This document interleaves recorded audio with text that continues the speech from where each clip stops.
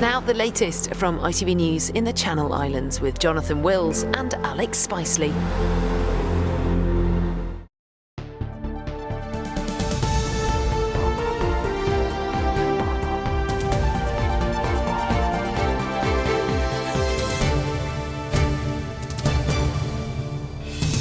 Hello and welcome to ITV News. With the headlines on Channel this evening. This decision has been made after very long and careful consideration. Finally, a decision. The justification for the bailiwicks going their separate ways at sea and why DFDS is heading to Jersey for the first time. It's kind of a new era in ferry services, and I think that's something that's going to benefit the islands in different ways. It will help us grow our tourism industry. It will help us also grow economically. We'll have more on that in a moment. Also on our special programme. Extremely happy and proud, but also humble at the same time. We know it comes with a big responsibility. The Danish firm says it will continue the same routes to Poole, Portsmouth and St Malo, using 4 ferries and with 3 new ones in the next 6 years. But with Condor now serving just Guernsey, how will the significant reduction in traffic affect its already questionable financial future? And we are on board the Chieftain, looking at the future of inter-island freight and passenger deliveries.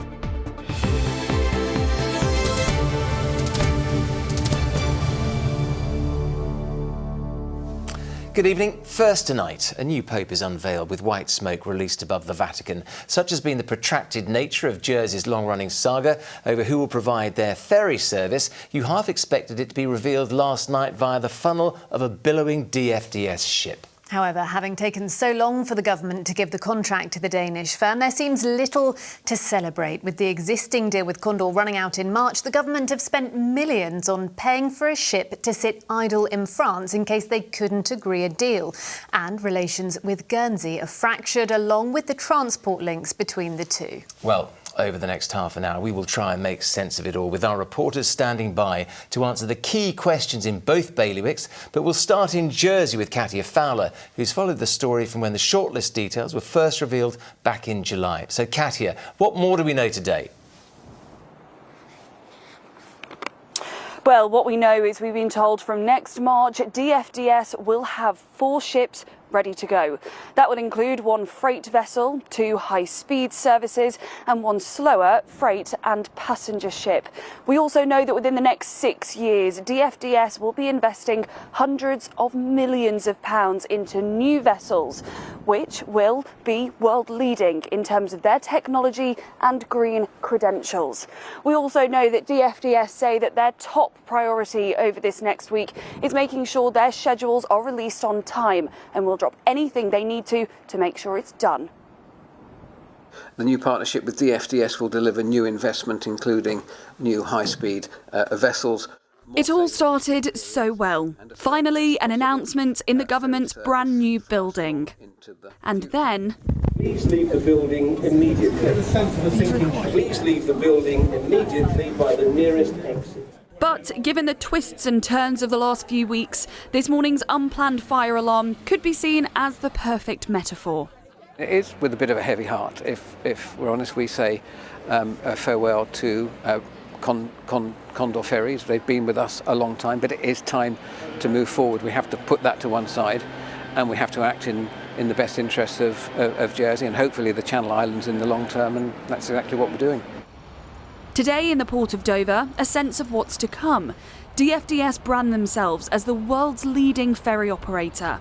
And now, a promise to invest in 3 new environmentally friendly ships over the next 6 years. Despite much speculation, the routes from Jersey will remain the same, to Poole, Portsmouth and St Malo. The company take over in March, but will be on a 48-hour standby until then, should anything happen before.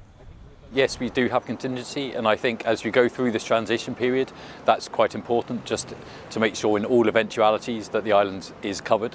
And so we have strong contingency ready at 48 hours notice, and we'll keep that under review as we go forward. But certainly we shouldn't need that past March, that's for sure.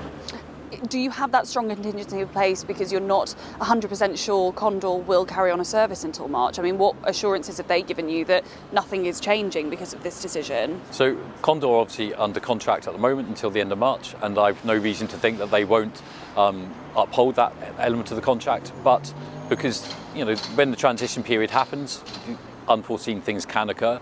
So from that perspective, I think islanders, and it's good for islanders, that we can all rest assured that we are covered should something unforeseen happen in the next few months. There's also no word yet on how losing the contract will affect Condor's staff, but DFDS will have people and a presence in Jersey in the new year.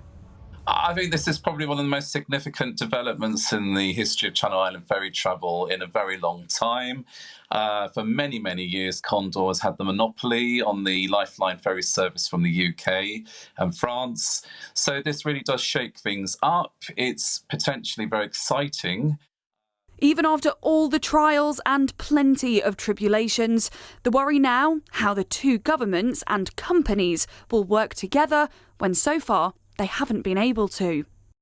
It's a great shame that the two islands could not sit down round a table and come to a decision. It's not for me to point the blame at anybody, but it does seem strange that in a 10-month process we didn't come out with a joint opinion. But I'm sure that we will get the service that we require because it is a Lifeline service. Nonetheless, there's now clarity and change on the horizon, with hopefully calmer seas ahead. Well, there may finally be clarity in terms of a decision, but for many, this new company is a complete unknown. Here's Alex with more. So after 6 decades of Condor, what do we know about Jersey's new provider? Well, it was founded in 1866 when 3 Danish shipping companies were merged. So DFDS is no stranger to the game. As well as freight, it services around 5 million car and foot passengers in a normal year, with routes between the UK and the continent, as well as linking Scandinavia and the Baltics. Now to money, 30 billion Danish kroner, or more than £3 billion is the annual turnover, with 17,000 full-time employees. For 14 years in a row, they've been voted Europe's leading ferry operator, and it's now their ambition to become the world's leading one. By 2050, they plan to be carbon neutral at sea and over land.